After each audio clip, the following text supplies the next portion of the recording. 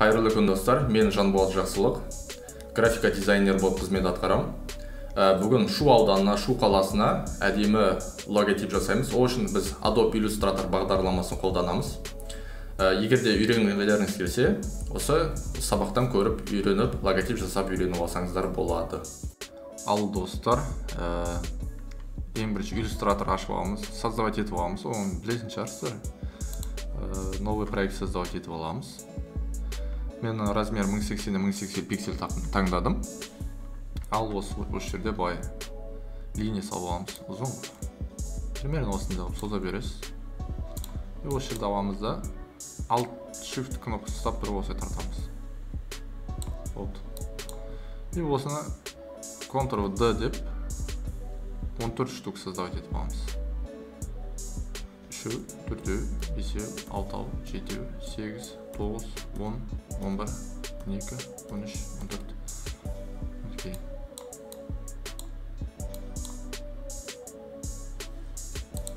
Bir, 2, 3, 4, 5, 6, 7, 8, 9, 10, 11, 12, 13, 14, 14 болды. Енді мына жерде инструмент многоугольник деген таңдаймыз. Үстіп Shift басып үлкейтеміз.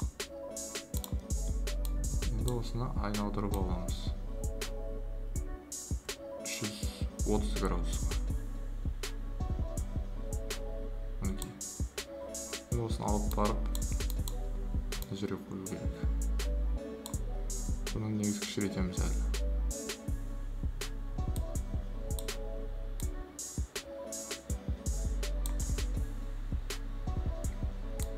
Бұны Shift ұстап тұрып, үстіп кішірейтеміз.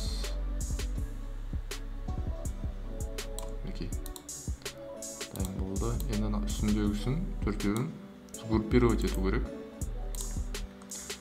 Ал мына екеуін тоже сгруппировать етеміз. Бұны шетке алып тастаймыз пока. И осы үстіндегісі осы линияларды трансформировать, поворот 60 градусқа қоямыз. Копировать. Центрге қоямыз бәрін.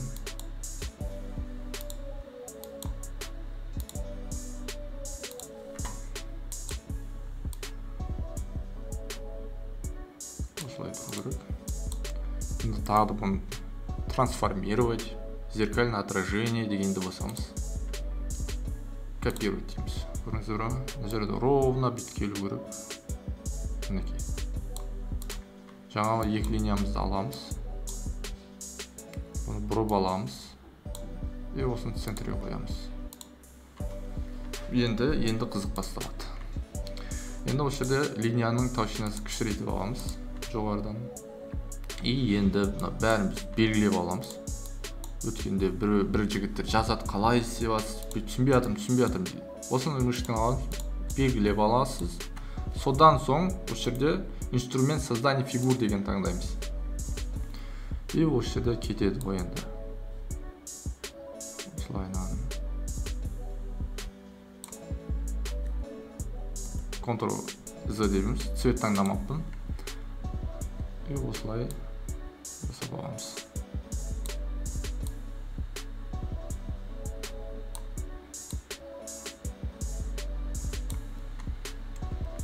Осылай белгілеп шығасыздар. Бұл H деген әріп қой.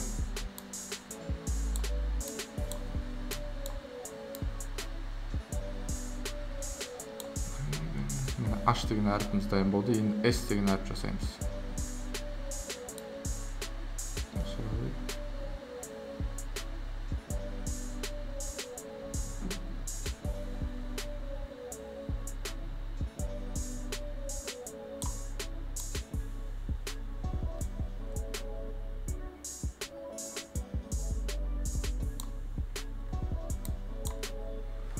H деген әріпіміз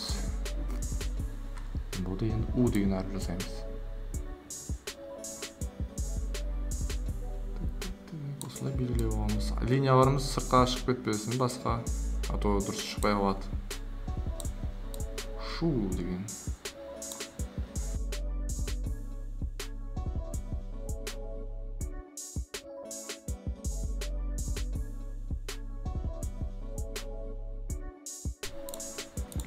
мінекей, енді осы ақ меналымыз shift басып тұрып, үшеуін белгілеп аламыз.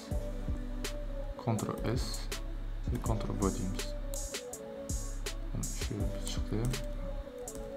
Енді біз өшіп жасаймыз. Ctrl-V деп жаңағыны қойып береміз. Бәрін сгруппировать етеміз. Центрге қойып аламыз. И многоугольник создать етеміз да.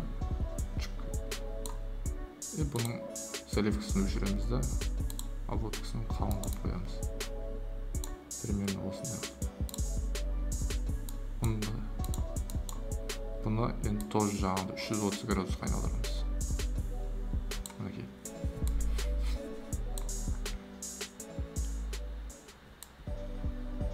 Осылай қойып аламыз. Центрге.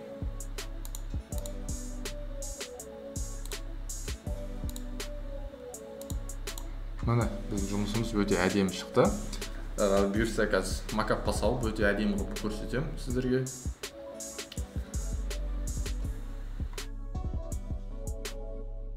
Достар, осымен біздің Шу қаласына жасаған логотипіміз дайын болды. Егер де сіздерге пайдалы болса, төмендегі сілтемеге өтіп, менің Instagram, TikTok парақшама тіркеліп, лайк басуды ұмытпаймыз. Және осы логотипті алу үшін төменде тағы сілтеме қойып қоямын, сол жерден иншалла жүктеп алсаңыздар болады.